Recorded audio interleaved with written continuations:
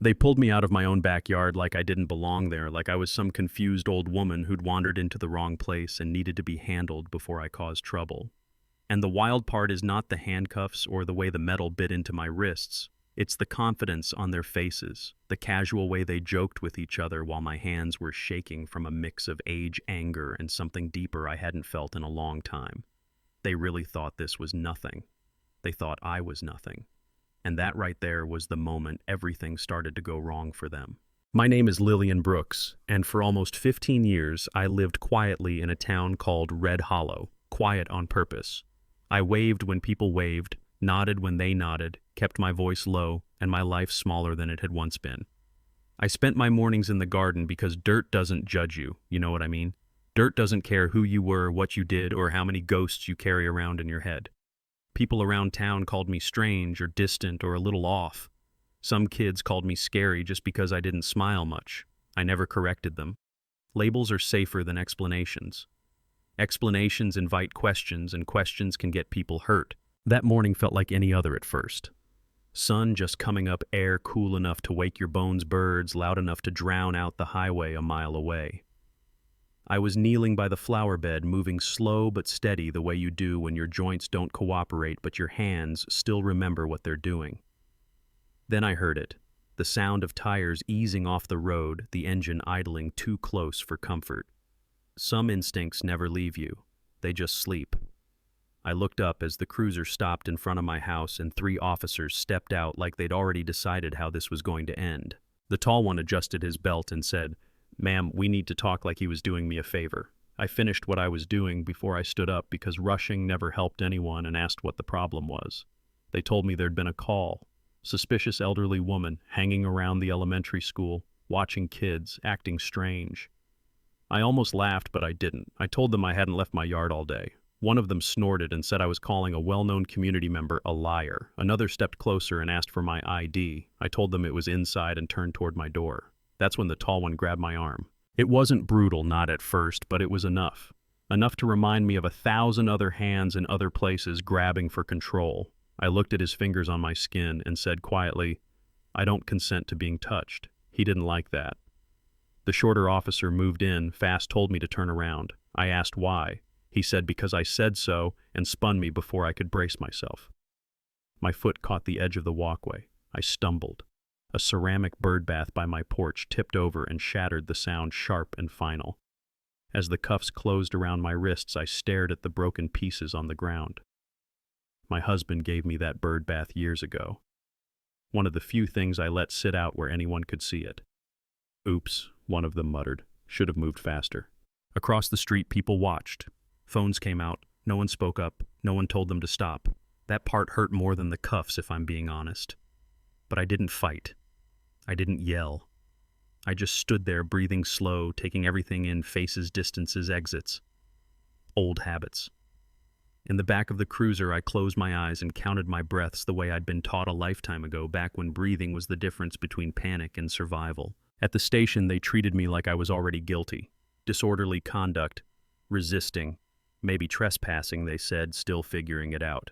They put me in a holding cell and forgot about me. Hours went by, no water, no explanation. Officers walked past, laughing, making comments about how I didn't look dangerous. One said I'd probably blow over in a strong wind. I sat upright on the bench, hands folded, watching everything through the narrow window, mapping the room without even trying. Yeah, that happened. Up front, a young dispatcher named Emily ran my fingerprints. She was new, still careful, still following the rules. Her screen flashed red. Classified clearance, high level. Instructions to contact Federal Defense Liaison immediately. She checked my birth year twice. I saw the way her face changed when she looked at me after that. She called the sergeant over. He glanced at the screen and waved it off like it was nothing. "System glitch," he said. "Clear it and move on." She hesitated. He didn't like that. "Drop it," he told her, and that was that. That night, a man named Aaron Cole saw the video of my arrest online. Aaron grew up in Red Hollow, came back years later to care for his mother and work as a journalist.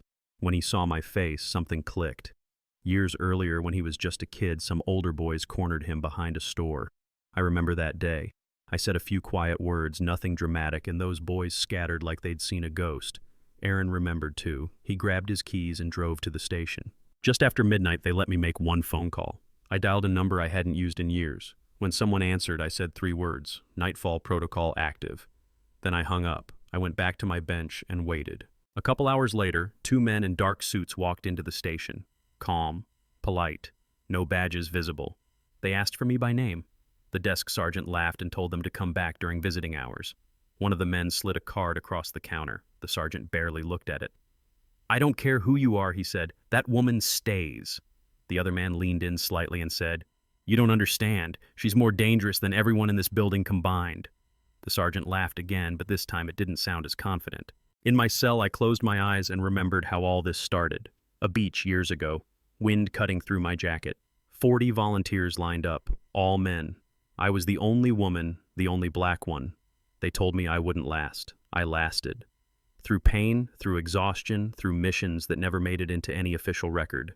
I did things people still don't know about, and when I finally disappeared, the world assumed I was gone for good. I let them think that. Quiet retirement is a privilege you earn the hard way. By morning, Aaron had started asking questions publicly. Not accusations, just questions. Who was I? Why did my fingerprints trigger classified alerts? The story spread faster than anyone at that station expected. The sergeant panicked. He ordered an off-the-books search of my home. No warrant. 2 officers went through my house while I was still locked up. They didn't find anything illegal. Just a clean, sparse life. Then they found a locked metal box behind a framed photo in my bedroom.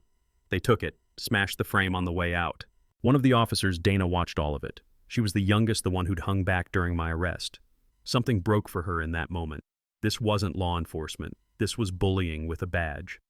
That afternoon, they released me without charges. No apology. I walked out the same way I'd walked in. Calm, silent. I didn't go home.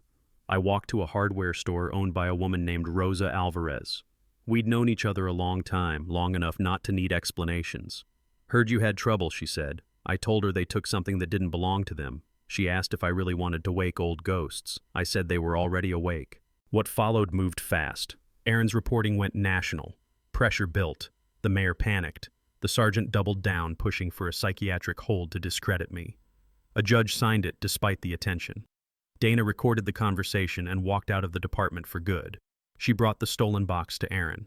Inside was a journal, encrypted. Decades of notes, names, dates, proof.